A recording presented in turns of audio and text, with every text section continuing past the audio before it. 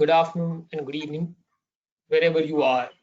Thank you for joining our webinar today on commercial mediation, simply the smarter way.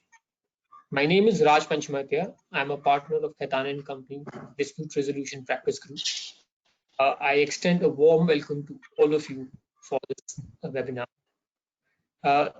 As you know, in India, mediation is considered to be a negotiation process in which a neutral mediator tries to assist parties in a way to resolve their differences. In fact, a mediator does not decide on any issue. It only assists the parties to arrive at various issues that they have. The mediator will identify the issues or help the parties identify the issues, reduce misunderstandings between the parties, clarify the parties' priorities, get the parties to understand what their priorities are, get them to clarify those priorities, and then help them to resolve them. And by facilitating the discussions, mediator is only a facilitator. He is not a decision maker for you, friends. So therefore, the role of a mediator is a very, very important role, that he does not take a step further and starts deciding a matter for you. He's just a facilitator. With that, you also know today in India, we have a situation where the courts are really overburdened with a lot of backlog of cases. Mediation probably is a right fit in today's environment, keeping in mind a lot of commercial disputes are coming up very quickly. A lot of disputes are in the pipeline. We know courts are functioning on a limited number of days, limited hearings are taking place, and therefore, considering the past backlog and the future cases coming in, it is important to look for an alternate method to resolve our disputes. And I think mediation is one of the quickest and the most commercial way to resolve this dispute. It only brings parties to resolve its dispute through mutual discussions, and nothing more than a good mediation can actually bring in a good satisfactory result for both the parties. Today we have to discuss such a wonderful session with us, some very eminent mediators with us. Let me start by introducing Justice Sikri. Justice Sikri was a judge of the Supreme Court of India from April 2013 to March 2019. Over his long tenure in the Supreme Court, he has authored some very landmark judgments. Justice Sikri emphasized the importance of mediation in all matters, including commercial matters. I'm going to quote him from one of his judgments. It says, mediation brings us from I to we. Mediation talks about what is right, whereas the judicial system talks about who is right. Welcome, Mr. Justice Sikri, for this webinar. I will now introduce Mr. Sriram Panchu. Mr. Panchu is a senior advocate, is a president of Mediators India, a national association of Indian mediators. He serves on the board of National Legal Service Authority in India and the board of International Mediation Institution. He founded the Indian Center of Mediation and Dispute Resolution, set up in India. He also set up in India the first court-annexed mediation center. He became the founder and vice president of Association of Indian Mediators in 2012 and in 2013 and 14. He is a part of advisory panel on mediation, Law Commission of India, that has been instrumental in making mediation a part of Indian legal system. Welcome and thank you, Mr. Panchu, for joining us today. I will now introduce our panelist, Ms. Laila Olapalli. She is a founder of CAMP. CAMP is also a partner with us on this webinar, who have assisted us and helped us significantly to bring this webinar together. She's a renowned mediator. She has practiced for almost 30 years before she decided to take a plunge into mediation. She is a very renowned mediator and has experience of resolving multiple hundreds of cases in mediation. She is also on the panel of SIMC, Kyoto International Mediation Center, the ADR Center, Italy. She's also on the panel of International Advisory Board of Global Mediation Panel. Thank you, Ms. Olapalli, for joining us today. We now have Mr. V. Ming, who is the CEO of SIMC, again a partner for this mediation webinar, and who helped us a lot to put this in place. Thank you, Mr. Ming. Mr. Ming.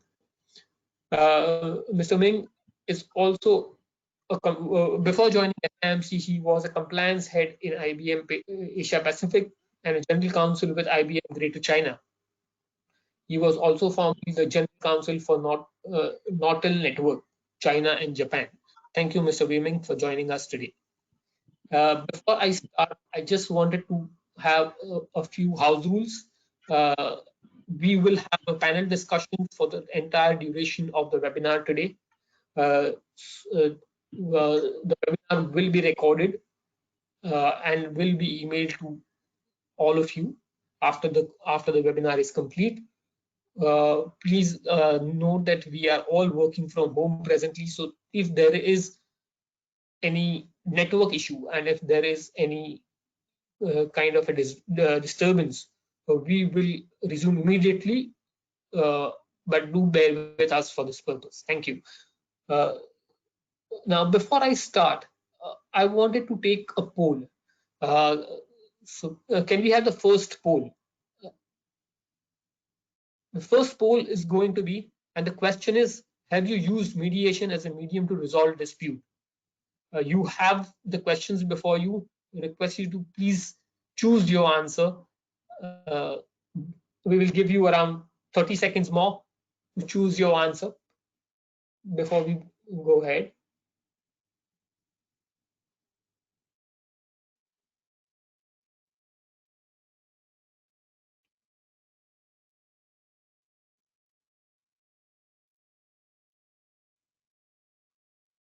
Okay, can we have the results of the poll?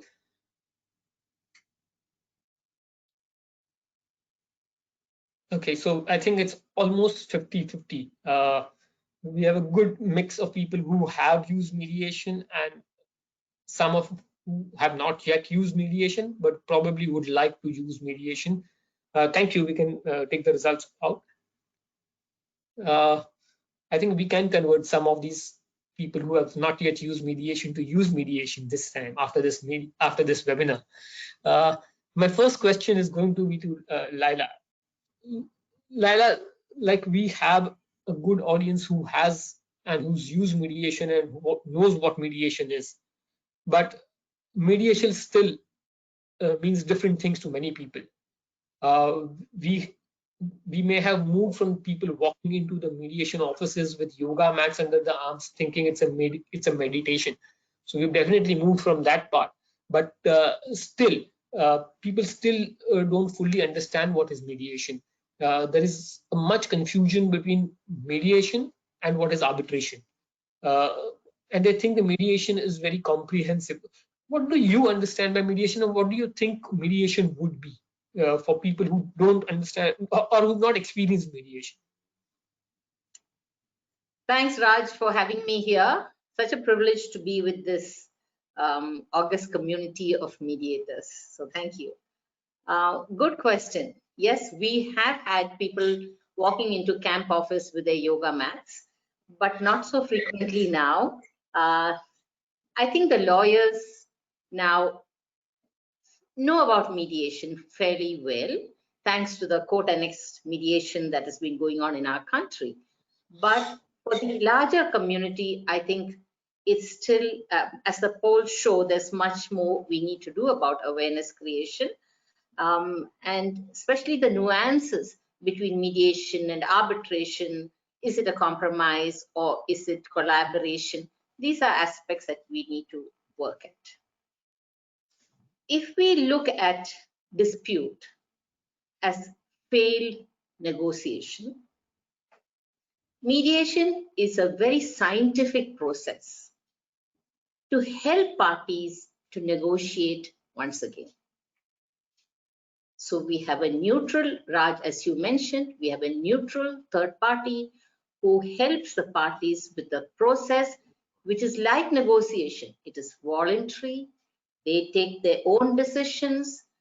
Added to that, there is a good layer of confidentiality. So it really assists the parties to negotiate once again successfully. We know when there is conflict, people take positions, polarize, they become strategic. Communication is a casualty. And neuroscience has shown us there is attribution error. We immediately attribute bad motives to the other person. There is confirmation error where we pick up information that supports our views and filter out information that does not support our view. So there is a cognitive difficulty when there is conflict.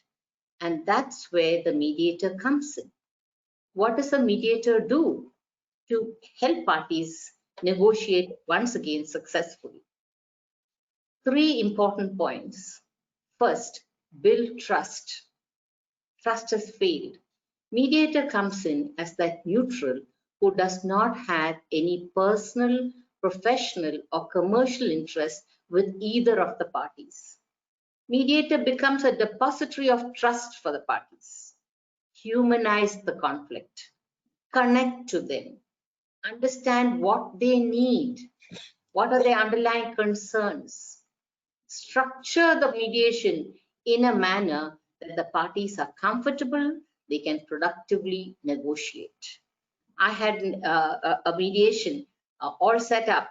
The legal head, the HR head, the outside counsel all came in for mediation. They came in together and we were doing the convening. As I discussed with the parties, I realized the real problem was between the CEO and the CFO of the 2 companies, and it was an ego tussle. So I personally called these 2 people, explained to them what the process is, made a connect. They came in for mediation, and that's how we worked at it. So we designed the process. So there's a lot done to build trust once again. Once trust is built, parties begin to share information. So the second most important thing is a mediator builds information to resolve the dispute. So parties, when they come in, it's like the story of the 6 blindfolded men who were trying to explain what an elephant is. The mediator has removed the blindfolds, shine the light. And the information that's required in mediation is often different to what is required in an adversarial process. Recently, I did a mediation of a dispute that went on for 15 years. It was a probate matter. 15 years, they examined witnesses, handwriting experts. Finally, the Supreme Court referred it for mediation. I looked at the facts. The first thing I thought was necessary is, has this property been valued?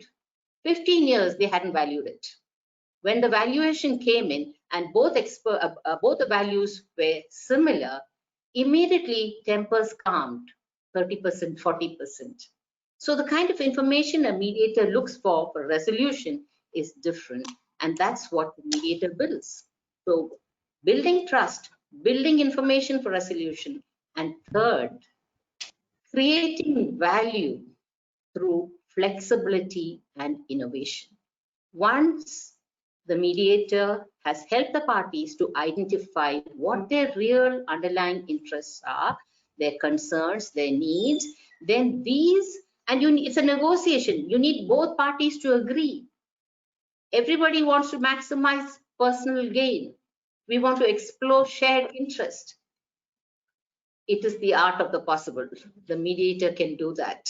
Mediator works with the parties, goes back and forth, creates several options, weaving together the interests of all the parties and perseveres until the right terms are found where both are adequately satisfied. And we've done several cases where, creative ways. If I had more time, I would have gone into it. I don't. So creative solutions where they agree on principal amount but disagree on interest. But then we reduce the principal amount and increase the interest rates. So these are kind of creative options. So to conclude, mediation is a process which is voluntary, self-determination, and confidential. And we do this by building trust, building information for resolution, and creating value in the negotiation. Thank you, Laila. This was really, really important to understand that. Wee Ming, you want to come in? You have any thoughts on the same issue? Do you have a quick thoughts on this? You are on mute.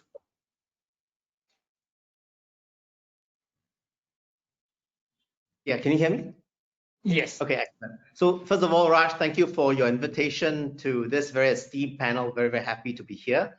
I think Laila has explained the mediation process very, very well. What the additional thought that I will add perhaps is really from my experience as a user, and I understand that there are many corporate counsel online right now, and I was a corporate counsel with IBM for many years. And as a user, I first encountered mediation 8 years ago as general counsel for IBM for a very complex commercial case. And I was a litigator by training, so I never thought that mediation is possible for complex cross-border cases. But I was so wrong.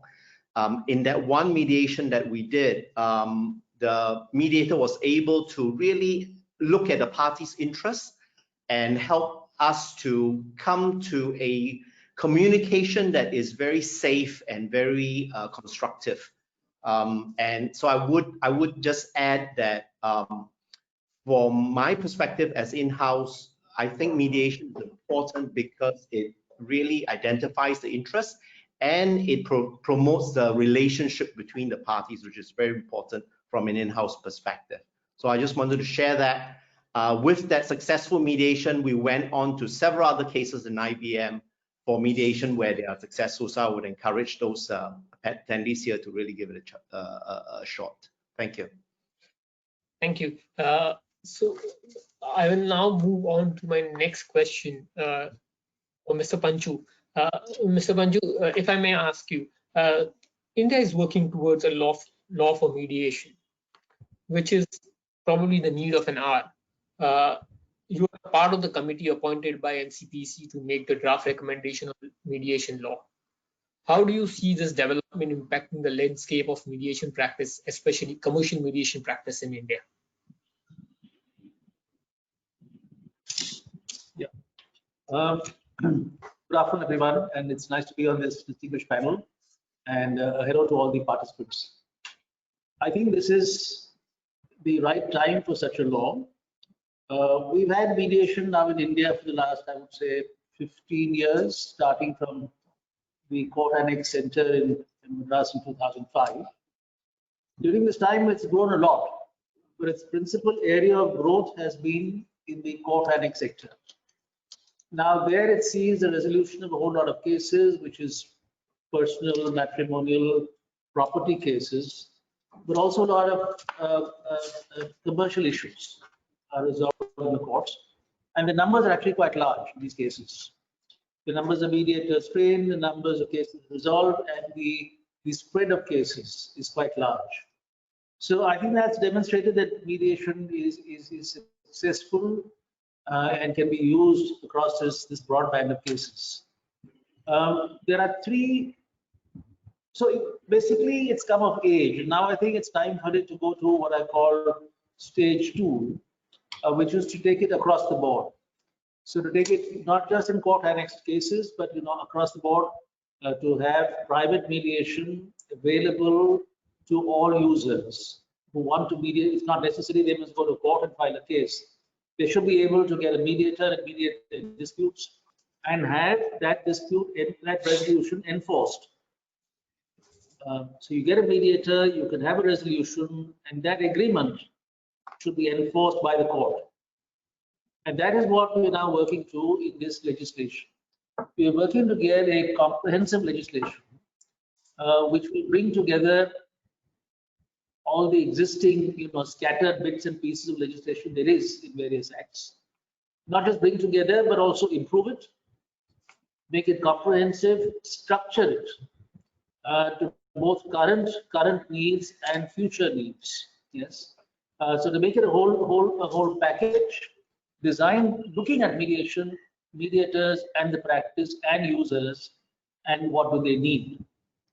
Now, I think the areas we are dealing with is training, certification, proper practice, ethics, safety, confidentiality, and we will cover all mediation: domestic, matrimonial, commercial, national, international, cross-border. And I think there is also, suggestions are coming in that government also should get involved in looking at how mediation can be used to resolve conflicts, cases where the government is a party. Now, why do I say the time is right? I think Mr. Panchu, we've lost you a little bit. it is especially right because we have three broad things which have happened. One is the Singapore Convention. Now, the Singapore Convention, what it does basically has made informed interest very easy. Before you have dispute with the foreign business and they enter into a mediation agreement, that agreement is enforceable without question in the court of any country which is a signatory to the Singapore Convention. You don't have to go through another court case. You don't even have to make it the subject of an arbitral award. You just file the mediation agreement and you ask for enforcement, and there are very few grounds on which enforcement can be refused. So that is a huge step for business because it ticks off a very, very important box of guaranteed enforcement. The other big step is India's move 2 years back to bring in pre-institution mediation in commercial cases above an extent of 3 lakhs. And while that still hasn't been given, its full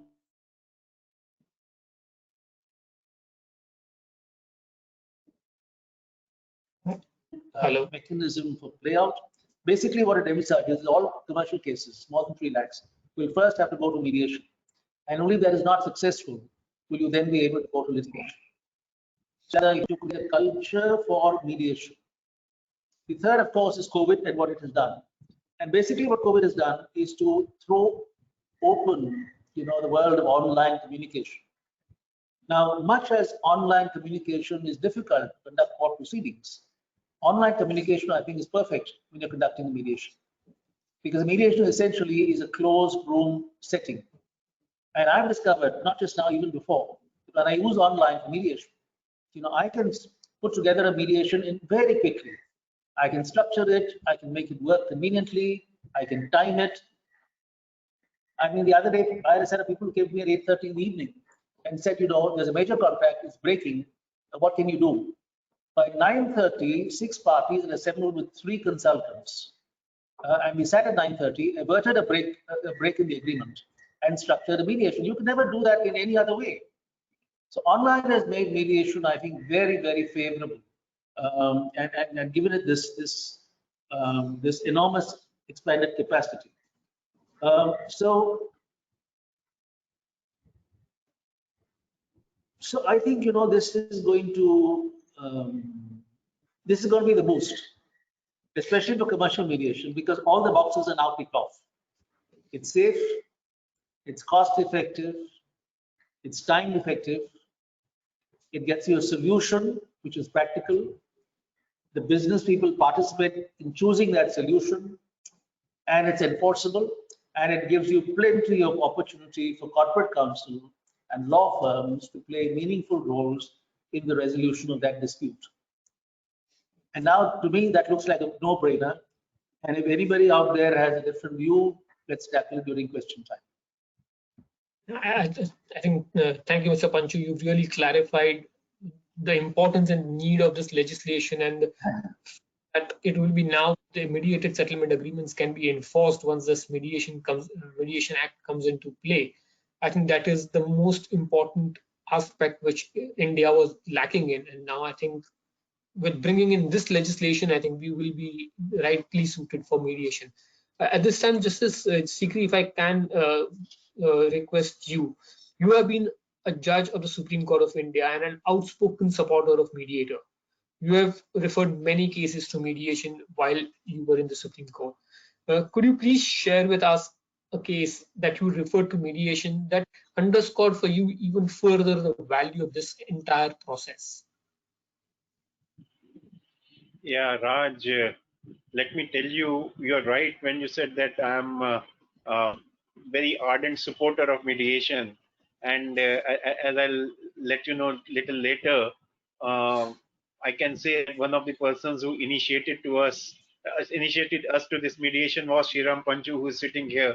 I'll tell that story at a later stage. But you have asked me to give an example of a case where which influenced me, or which encouraged me to go for mediation, etc. There are many wonderful stories, success stories of mediation, actually, I tell you, which I myself, apart from what I kept on hearing from others as well, but from my own personal experience. But it is not possible to narrate all those stories, since we are talking about commercial mediation and commercial disputes. So therefore I'll try to cover in as less possible time two stories. Before that, let me tell you one thing which both all the three speakers earlier they spoke about, and why mediation is so important insofar as business community is concerned. Because very important thing, because of which the business community goes for arbitration and not for litigation, is that they want their relationship to continue, to be maintained even when the dispute has arisen. So let the dispute be resolved, but the relationship, business relationship, continues. So, and when we talk about this between the arbitration and mediation, mediation scores even over arbitration. And as we see later, now the say this med are med, this kind of system which has started. So therefore, even if arbitration has to go on, if mediation fails, but first thing we have to do is that yes, we should try mediation in. But second thing, on the basis of which I'll start with my first experience, is that it is not only that the relationship continues. The mediation is such one wonderful thing where new relationships are built, where the two parties were warring parties, and that is the example which I am giving. And this is the example. I tell you, I was a High Court judge at that time, and a suit was filed by one very, in an international brand in clothing, and they had filed a suit for, it was under trademark law, and suit for injunction against one fabricator who was in Ludhiana, was having his fabrication unit in Ludhiana, but was counterfeiting. After fabricating, say, the jeans and shirts, etc., he was putting the label of this multinational company and selling that, which in trademark law we call it counterfeiting. And interim injunction was granted by the High Court. Obviously, it would have been granted, and it would have been confirmed also at that time. Now, this was a, as far as the legal case is concerned, it was a, a very clear case, at an iron case, where the plaintiff would have won. The question would have been how much damages should be granted. But at that stage, when it goes to mediation, now what is the outcome which comes? And this is the, as Laila was also saying, about the building of trust and creating that information, extracting that information and using that information. Now, to tell you in a nutshell what Mediator does, he finds that this multinational company, they don't have their own fabrication units. They're getting it fabricated from various parties, including from India. So what he does is that, they generate some trust in that. He asks the multinational companies, their representative, that look, if they were putting the label of your brand, how they were able to sell it. After all, the consumer is not that a fool. They would have distinguished. He said that the answer was no, their product is so good, and therefore they could dupe the consumer also. And they said that look, then you are not manufacturing yourself, you are getting it fabricated from others. Can you see their factory, and why can't you place orders on them? And that's, I'm cutting it short. And ultimately the settlement talk is resulted into where the new relationship got built. That fabricator became the supplier for that multinational company. They started placing order. In the process, what happened? Of course, this is the as Leila has said, this is the creating the creative solution which was found in mediation. But look, had it been a court case only, the injunction would have been granted, maybe substantial damages, with the result the company, that fabricator, this factory which had, and it was I mean, this information was elicited during that period, that they had imported the machinery, that is why their product was good. They had employed more than 100 persons, so all that company would have been wound up, persons would have got unemployed, and all that was saved and a new relationship built. And another case, I tell you, this case I did as a mediator. Now, after my retirement, it was sent to me by the Delhi High Court. And it is a very, very peculiar situation. Again, they, they were in partner, it was a company, and they were shareholders in that company and directors also. It's a private limited company. So one of the persons opted to go out, and he had about few lakhs share in that company. So they said that we'll try that these shares would be sold, and this particular amount you will get, which ran into 50, 60, 100 crores or so, for a big company. To cut it short, they couldn't do that. This man goes to, and there was an arbitration clause. He goes to arbitration, he gets an award in his favor. Now the award was for enforcement, and enforcement that the other side filed objection under section 34 of the Arbitration Act, which were dismissed. Matter was pending in the division bench. When it was referred for mediation to me. Now it was an interesting thing that the award, after the interest etc., it was coming to about 200 or maybe 250 or 60 crores. So therefore, initially the things start like this. Okay, how much you will pay? And few hearings took place only, and a few sittings took place only on this. That the person was saying, okay, I'll give a cut of 50 crores, 60 crores, and so it was coming to, even he agreed for 150 crores out of 250 crores. But then problem was in this case that the other side was willing to pay. They were getting a benefit of 100 crores almost, where they had already suffered an award which had been upheld by the single bench also. So they were in the dock. But then they didn't. I found that still the settlement was not going on, because they didn't have that kind of money to pay at that stage, because they were feeling it was a construction company, and in construction, for last 2-3 years in India there is a problem. Now at that stage, and the other side said that, look, I can't go below this now. I need this money urgently.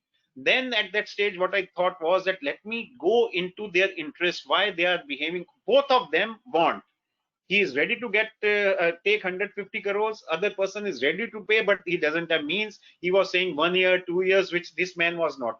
So then at that stage, I went into their interest, and I found that this person who is a decree holder and is wanting money, he already, his accounts have become NPAs, and the bankers are after him. So he needs money immediately.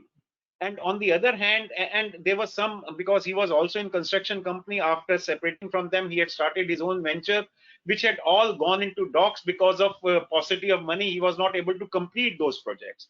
Now the other side, as I said, didn't have that ready money, but he had what I found during the discussion, since they had their previous, I mean, they were together and they were in partnership, so that he had the wherewithal, he had that kind of goodwill in the market, he had that kind of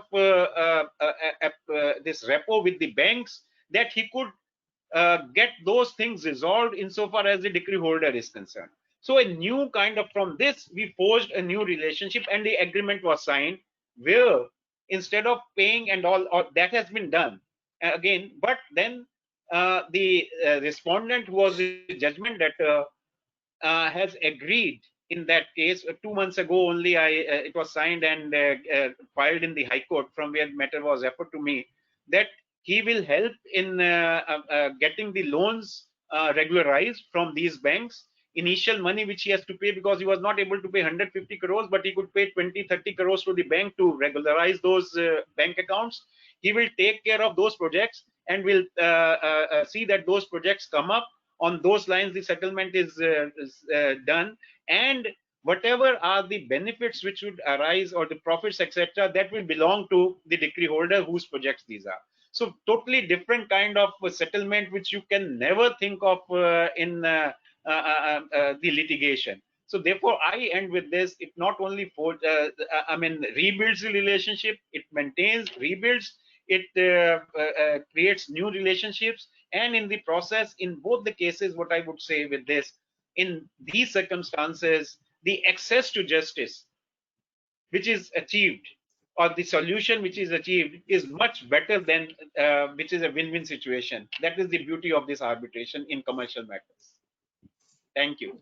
Thank you, Justice Sikri. I think this was a very interesting example that we heard today, and really brought in completely innovative and creative solutions to get parties together to resolve all their differences and build a long-lasting relationship for the future. I think that's what mediation looks at. Before we move on to the next section, I'll request all the participants, if they have any questions, to just put their questions in the chat box, and we will take the questions right at the end, subject to time permitting us. In the meantime, I thought that let's move on to a little different topic now. In the present times, court hearings, arbitrations, everything has moved virtually. Is there a scope for mediation also to move virtually, and how effective it is? Let's have another round of poll on this. Can we have the poll, please? The question is, have you heard of virtual mediation? If you could please cast your vote. We have 30 seconds to do this.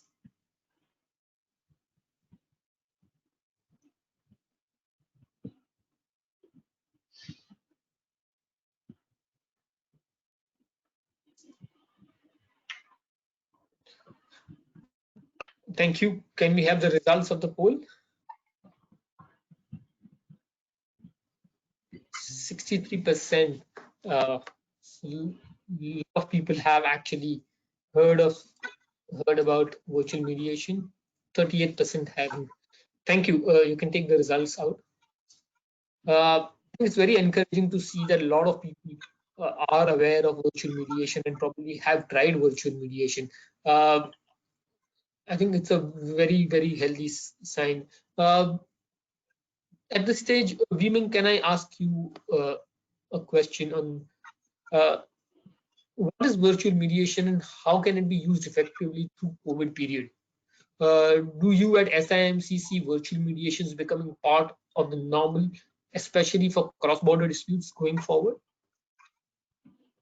Yeah, thanks for that question. It's heartening to see a large percentage understanding virtual mediation, but yet there's still 30% who have not even heard of virtual mediation. So in SIMC, because of COVID-19 and a lot of our mediation is actually cross-border, even though the government has lifted lockdown, we still have a lot of mediation that is done virtually online with parties. Many of our parties are overseas. They are not able to fly because of the travel restriction, and therefore virtual mediation is very important at this time. And in SIMC, we see that this is going to grow even after COVID-19 because it is very effective in, like Mr. Panju has said, is very effective in organizing mediation very quickly because you don't need parties to fly, to worry about logistics and all of that. It can be done in the short time. In SIMC, we have a case that's coming up that involves 6 parties across 6 countries and 12 time zones. So, and because of the restrictions that we have, and this is an energy case, so it's a very large dispute, and because of the difficulty with getting parties to fly in, we're going to hold this virtual mediation online at a time that's convenient to all. And so there are a lot of considerations that need to be put in place for virtual mediation to take place. So there's ones that are completely online, where it's very much like what you see on the screen right now. But we also, what we have is a hybrid virtual mediation, which I've asked the organizers to provide this photograph here, which I thought would be interesting because a picture paints 1,000 words. And by the way, this is an actual hybrid mediation, and all the parties that have participated in this photograph, we've gotten permission from them, so there's no breach of any confidentiality here. I just want to be clear about that. And no parties are displayed. All of them are lawyers, and we've got their consent. So this is a hybrid mediation where you can see I'm there with Mr. George Lim, our chairman, and there were 3 parties that were involved, and 2 of the parties were overseas, one in Japan and one in Hong Kong. And so they actually came on the big screen. They're not there right now, but during the mediation itself, they came on the screen, and we were able to have a hybrid mediation where the lawyers were present physically in the room with social distancing and with the mask, as you can see, but the parties actually will be beamed into the room itself. And this is held in Maxwell, and on the top right corner here, you see a little camera there that is very advanced. So whoever who speaks within the room, the camera will zoom in on the person to ensure that they get the maximum communication and engagement with everyone online virtually. So this is very exciting. This is I think the most the biggest development, so to speak, after virtual. Because I think after COVID-19, we will see more of these hybrid mediation where parties who are physically there will be there, because it's always better to have a person there. But parties who cannot be there because of travel restriction will be beamed into the room itself as if you are there, and they would be able to see everyone on the room, everyone who's speaking. So thank you for that. I think we can remove that photograph. So as far as virtual mediation is concerned, just 2 more points I want to add is that it's very important for preparation, right? With virtual mediation, you probably have to prepare a lot more before, during, and after. So in SIMC, we actually have dedicated sessions with the mediator and with parties before the mediation. It could be something like 2 to 3 hours, going through the process, making sure all the technical details are worked out, understanding the virtual rooms that were set out and how we're going to move people within the virtual rooms, etc., the virtual breakout rooms, so to speak, and all the protocol that has to be in place to ensure that there's complete privacy and confidence that whatever discussion you have within your virtual room will not be disclosed. You do not get a person who will just zoom himself into the room itself. So all of those protocols have to be explained and demonstrated to the parties. And that's where I think my own experience has been that it is important for both the preparation for the mediator as well as the center that's organizing it to give that level of confidence to the parties. And of course, the last thing is really the skill of the mediator. Being virtual, although you can see the physical face, there's still that physical distance. So the skill of the mediator is very important to how you engage the mediator, the parties in a virtual way, in an online way. How do you draw out questions? How do you sense the emotions? How do you manage emotions, etc.? So it's a different set of skills altogether, and that's something I think as people in the mediation field itself, we think we need to do more training, to do more exposure, so that all of us are better virtual mediators going forward. Thank you. Thank you, Wei Meng. Can I now draw Laila into this discussion, because I know she's recently done a virtual hearing, virtual mediation. Laila, could you share with us your experience on how disputants and lawyers are participating in mediation on an online platform? Thanks, Raj. I'm happy to share this because this is the first virtual mediation at camp, entirely virtual. Everybody was on the screen. We had average age of parties 80, 3 countries involved, 5 cities involved, and being average age 80, we had to bring in a lot of the LRs. So we had a whole screen, and therefore I feel accessibility just expanded. We could bring people busy people who could never have come face to face, they were able to come to the screen because it was something they could accommodate. So as Wee Meng and Sriram mentioned earlier, accessibility really expanded. Of course, technology is a new animal. I had to learn it. I had to coach others to do it. I'm not really good at technology, but I did it. And what I liked was that vulnerability of all of us, or many of us in that group, helped to build rapport amongst us. We were all kind of holding hands together and making it happen. It was a 25-hour mediation. And as Wee Meng said, I thought we did far more pre-mediation preparation. On the facts, on the documents, on technology, making everybody comfortable. So pre-mediation was more focused at that time.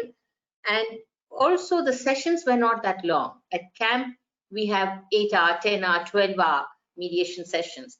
But here, it was in smaller bites, 2 hours, sometimes even 10 minutes. So it had to be very focused. We had to have the objective of that session well clear, planned out. Lawyers had to prepare more with the parties. I felt there was much more interaction with parties and lawyers, planning for each session, working together. And it was important that they were less adversarial. I mean, we couldn't manage these 15 people on the screen, and if they really got adversarial. So there was I thought it was interesting. It was a very positive experience for all of us. And it was challenging. I'm sure virtual has come to stay, but we will use both face-to-face and virtual. I feel enriched by this new process that's now available to us. Thank you, Laila. Mr. Panchu, if I can now draw you in, and this is as to how can the bar be encouraged to use mediation more? Why does mediation make sense for lawyers handling commercial cases? And what are the major misconceptions that they have deterred lawyers to bring high-value commercial disputes to mediation?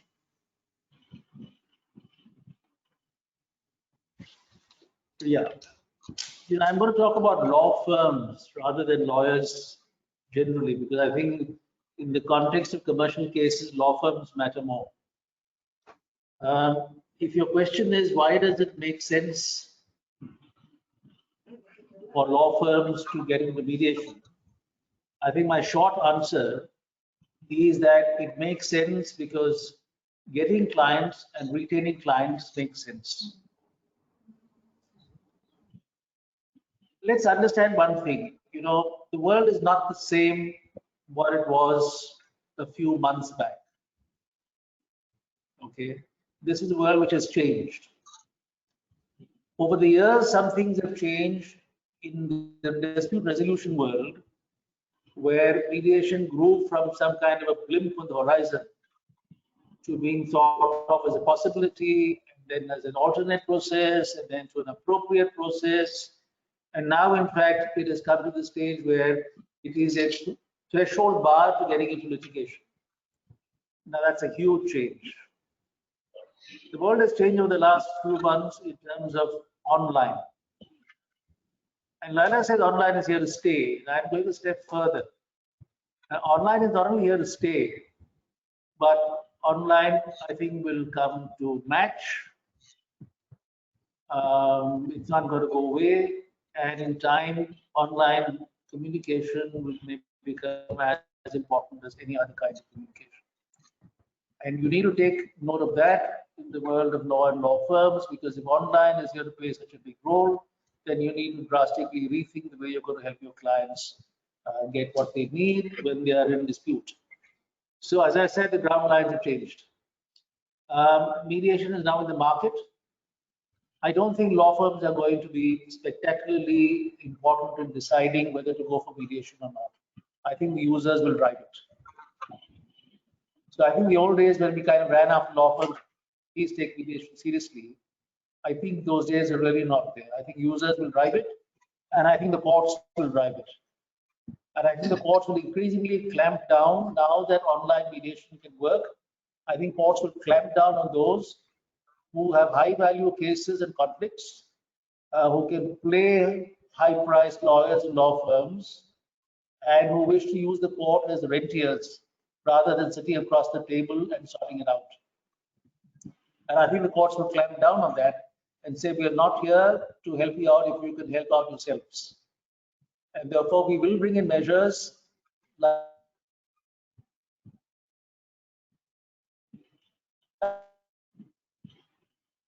penalizing you for making use of the court's time for delay and for unreasonable refusal to mediate. And I think the day will come when the courts will institute a system of early neutral evaluation, where the court will have an expert in commercial cases look at the case and offer a neutral evaluation. And if a party chooses to take that neutral evaluation and then to mediate with that, it's good for the party. But if a party refuses to do that and still wants to make use of court time and doesn't get a better result in the litigation, then I think the court should visit that party with heavy costs for a waste of time and for denying the court access to other litigants who need justice from the courts. Now, the minute the courts start using this and the minute courts start to realize that the best way to pinch people is to show them how much money they will have to fork out if they unnecessarily misuse the courts, then you will find a sea change. So there are a whole lot of factors out there, and I think those factors are increasingly pointing to the use of mediation not just being desirable. We used to talk a lot about, but look at it, as I said, you tick off so many boxes. And now tell me, especially in these days, where people are, really looking at budgets and bottom lines, which client wants to spend large amounts of money? He can't even estimate how much money he's got to spend. Large amounts of money over large amounts of time for an outcome which is uncertain. And if it's a law firm who's going to say, well, we can't offer you anything else, how long does it take the client to go to another law firm which says we're offering you mediation? We'll take you to mediation. We have experts in our firm who assist clients in mediation, and we'll get you a good result. But there is one other thing that needs to be done. And we need to align payment practices for law allow this incentive. As I have kept saying in other places, there is no point just telling a law firm you need to do this for your client to retain clients. That is a good argument. It is a good argument. But there is no reason why we cannot make it financially incentivized for law firms to help clients in litigation. And I think we have some kind of a notion in India that you must pay only on the basis of time spent. Now, if you stick to that notion, then inevitably those who settle cases early for their clients will not benefit. It is the ones who drag on cases over dozens of years who will benefit. So we must change the incentive. We must make it permissible and encourage clients and law firms to enter into fee structure arrangements where the client can tell the law firm that, look, this is the value of my case. I know that if you take me to trial, it's going to cost me so much. If you get me a mediation settlement now, a good settlement, I will pay you a good percentage of this. So you incentivize the law firm. The law firm is getting 30%, 40% now, instead of stretching that money out over God knows how many years. So if we incentivize the law firm, as I said, clients are sufficiently incentivized now to think of mediation as a good thing. We as mediators work on win-win. We incentivize everybody. So incentivize fee structures, and you will get, I think, law firms, happily rooting for mediation. One more point, and I think this is really for women to consider. I've been a member of the IMI, and for years I've been telling IMI that you must think of certifying law firms as mediation compliant, assess their capacity to offer mediation services.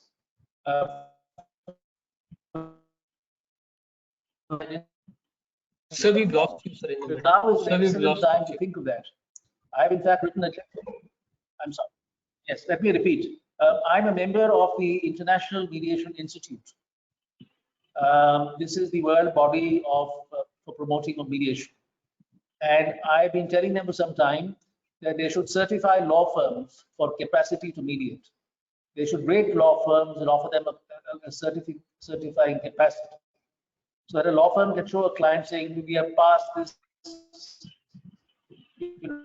rigorous test by IMI. I think this is a good time for IMI to do that. I have in fact written to them, but I think we may please consider if SIMC can come out with a rating system for law firms. I think that's a good time to do so now. Thank you. We'll Thank you, certainly sir. consider that. Thank you. Yes. Thank you, sir. This was a very important message that was required for the practitioners and the law firms as to why mediation should be considered and given the priority. With that, Justice CP, if I can come to you for a quick response, is that judges are invaluable stakeholders in the development of a robust mediation practice. In India, what were the biggest challenges you faced referring a case to mediation, and how can this be navigated? Mr. Raj, I think this is the very, very apt and correct statement which you have made. And not that I am a judge or I have been a judge and that's why I'm saying so, but I can say with a pride that in India, with the advancement of mediation and the way it has come up, the judges have played a very, very valuable and significant role in that. Many times I say that I'm thankful to Salem Bar Association, which filed because when Section 89 was introduced in CPC in 2002, and where the mediation as court annexed mediation was one of the modes of ADR which was introduced there. So the Salem Bar Association filed a petition challenging the constitutional validity of this provision. And of course, the challenge failed. The petition was filed in the Supreme Court. Supreme Court dismissed that petition. But the good thing which Supreme Court did, that it didn't rest at that. That okay, our work is over. But then they took it upon themselves and they constituted a committee. At that time, Justice Jagannath Rao was the chairman of the Law Commission, along with that some other prominent persons, that we want it to be now implemented also. So you frame the rules, model rules on mediation, which were given to all the high courts, that these are the model rules. You suitably frame your rules and report the complaints. So therefore, to cut it short, that from very beginning, that is why I said that I thank Salem Bar Association. But for that, might be it would have remained on papers like any other good legislation and would not have been implemented as it happens in India. But I still remember when you are talking of challenges, then the Supreme Court came out with one pilot project that we have to start mediation, and in Tees Hazari was chosen. At that time, some judges of Tees Hazari, judicial officers, were trained as mediator. Some mediators came from England and America to train them. And when the first mediation center was to be inaugurated in Tees Hazari, Delhi, I still remember the kind of protests which were lodged against that by the advocates community. They even ransacked, I remember that mediation center before the Chief Justice of India was to come to inaugurate that. So that was the environment, that was the mindset, that was the attitude. As I always say, ADR by legal community or lawyers were treated as not alternate dispute resolution, but alarming drop in revenue for them. So this was they thought it is a threat to us. But see, in 15 years' time, the attitude is totally changed. And today, and when you are talking of challenges in the beginning, and as I said, I'll come to that later. After that Tees Hazari, Delhi High Court had to establish the center. Justice Karju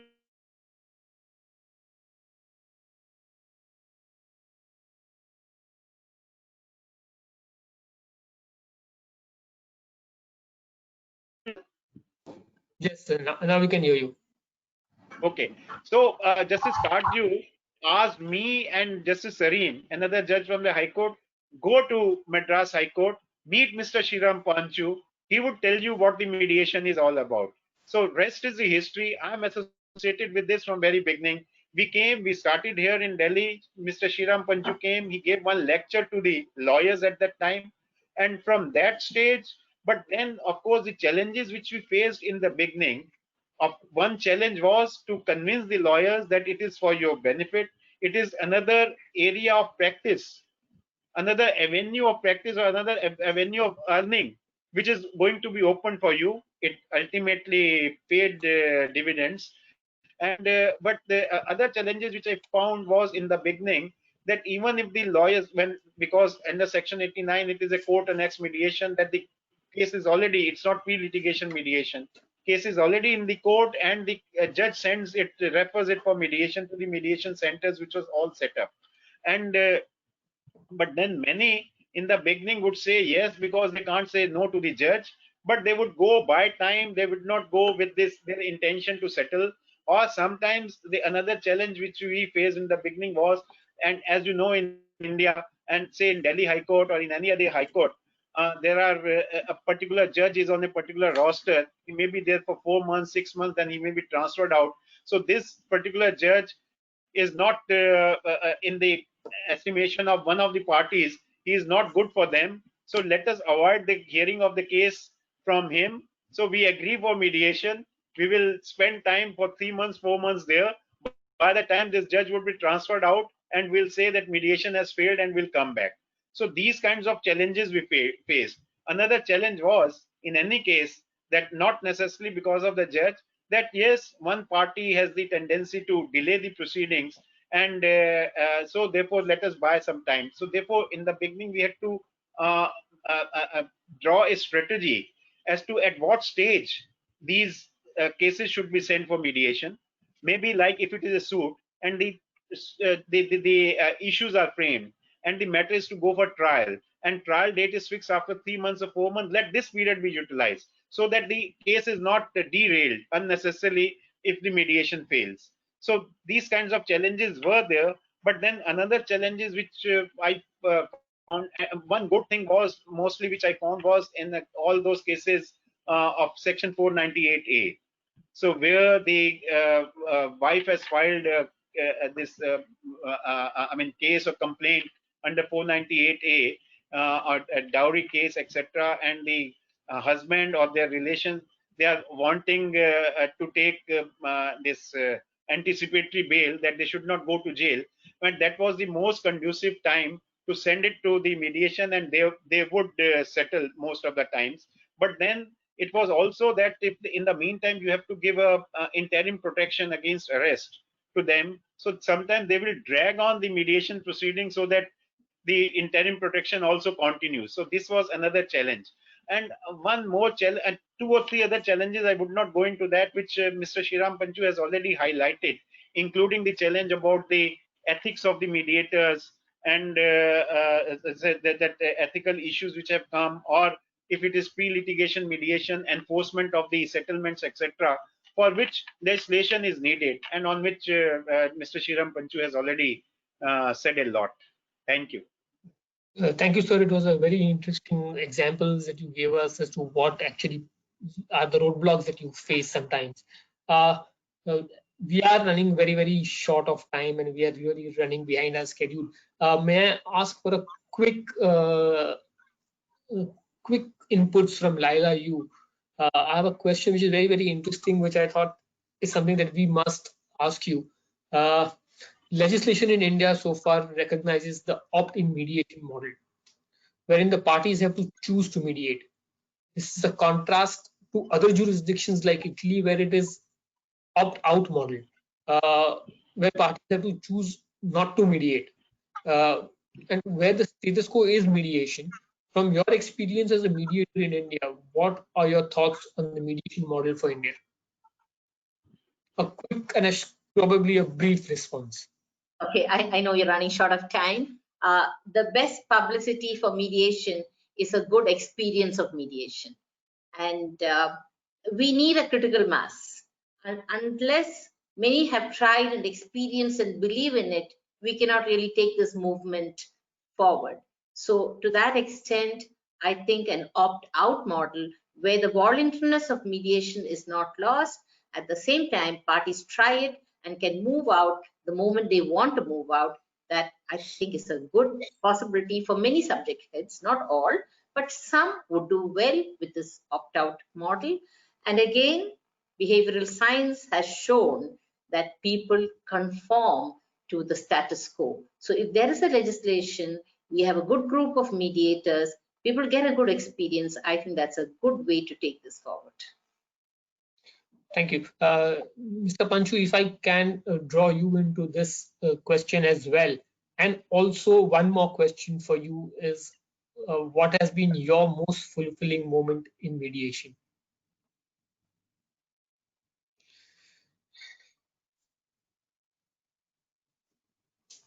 On this question, I agree with Laila.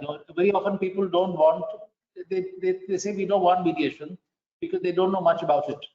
So if a judge says no, just attend one session, sit with the mediator, find out what this is all about, how the process works. That's all we want you to do. After that, if you don't want to continue, that's fine.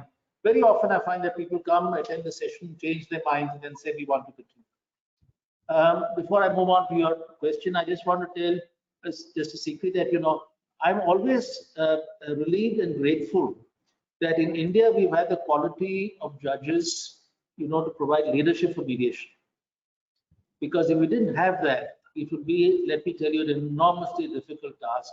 But we've been blessed to have, the right judges at the right time, and will continue to be mediation supporters like Justice Sikri here. And when I look at people like him, one word comes to mind, the retired judge, and I use the expression, benign authority. And somebody said, is that an oxymoron? And I said, no, just look at a retired judge. There is a benign authority.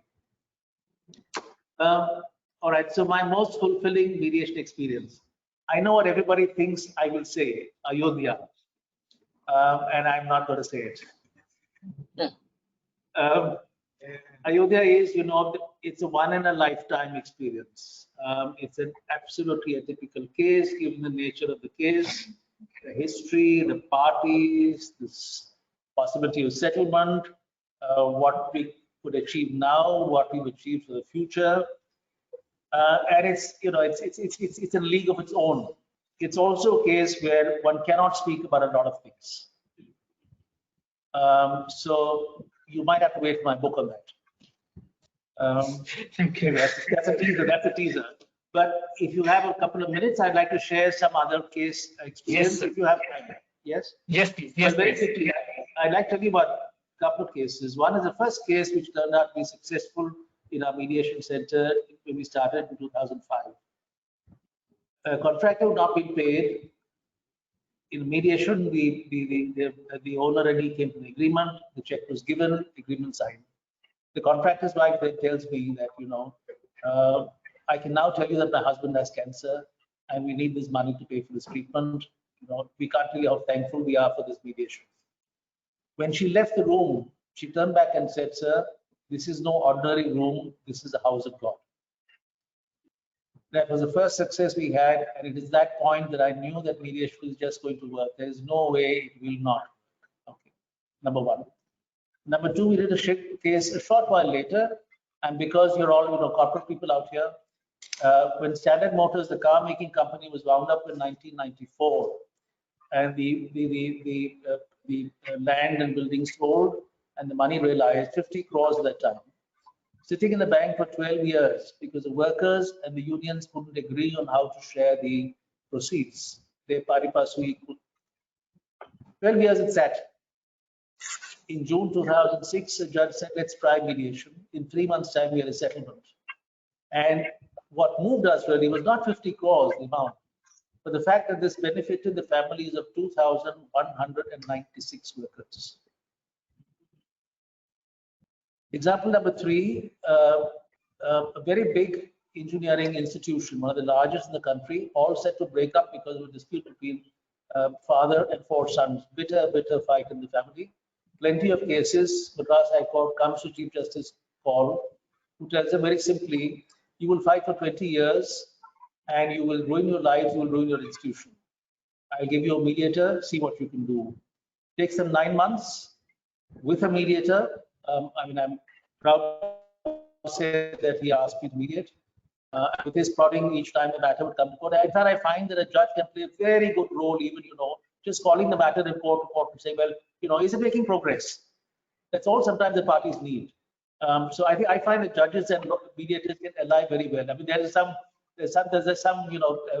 interesting thoughts there. But yes, we had a little bit of prodding from him. They settled, and now they're back to running flourishing enterprises. And the amazing thing, they not only are doing well, but I occasionally talk to them and say, how are things going? They not only tell me that they're doing well, but they tell me the other branch is also doing well. And these are people who 3 years back were at each other's throats, ready to throw the other side of the family into jail. And now they're saying, sir, I'm doing well, but my brother's also doing well. And I think that's a great thing, because life is about relationships. Yeah, thanks. Thank you. Thank you, sir. It was very, very encouraging to see your experience on mediation and what really satisfies you as a mediator. Weeming, I'm coming to you for a last question, and probably a very brief response, as again, is at SIMC, how often you see corporates coming to you to resolve their commercial disputes? What role is SIMC and CAMP, institutions like SIMC and CAMP, are playing to promote mediation as an effective medium to resolve corporate commercial disputes? And are you also training mediators? Because that's also going to be one of the key requirements going forward. Thank you. So before I answer the question, let me say that we've really seen mediation grow so much in India, and all of you on the panel are our partners. I mean, Laila, we've been working with you for a long time in CAMP. We did some of the training together.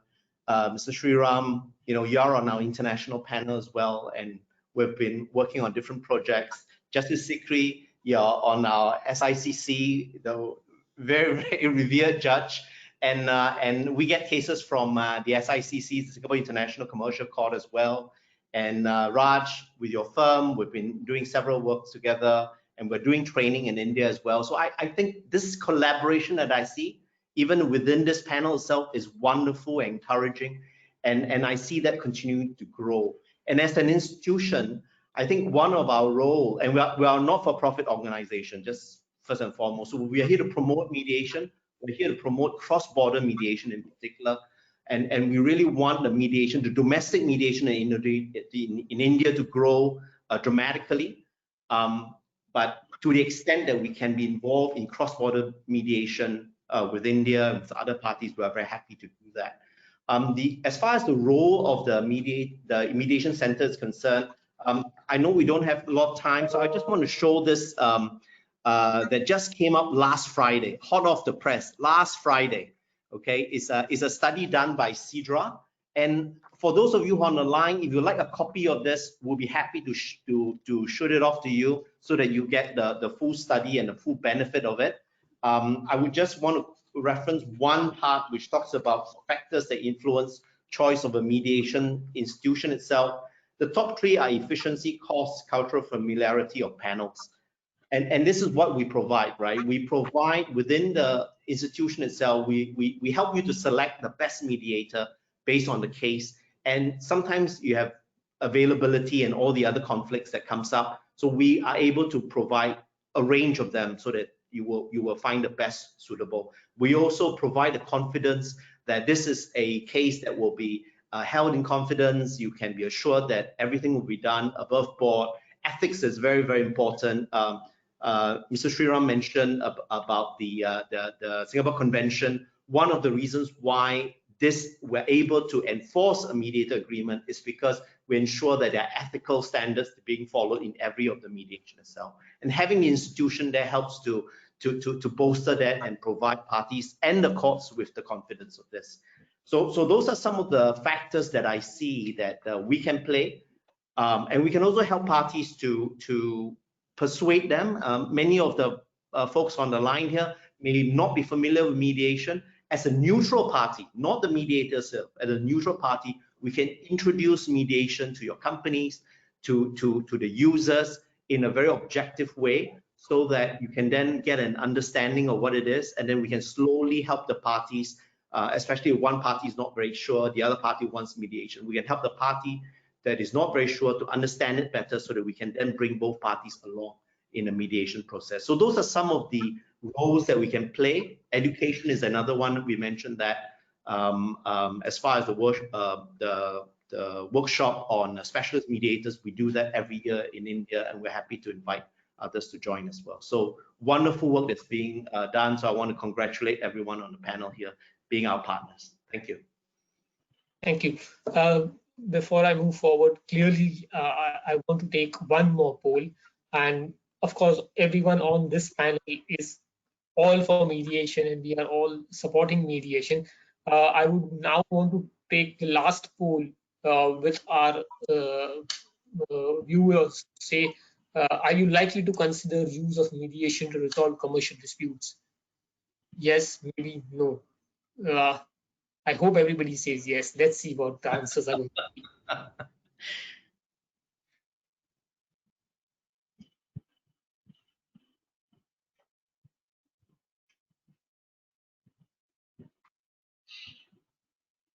Okay, can we have the results now?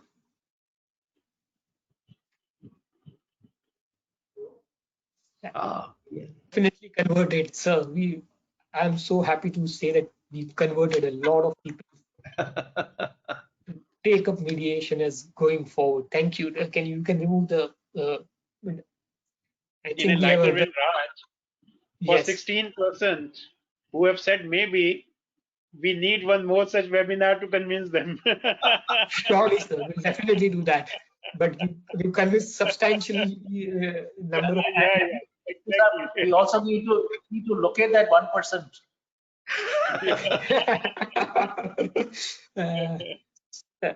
Clearly, before I close, I just wanted to say that I think mediation is in India is at the cusp of growing, and it's likely to grow multifold.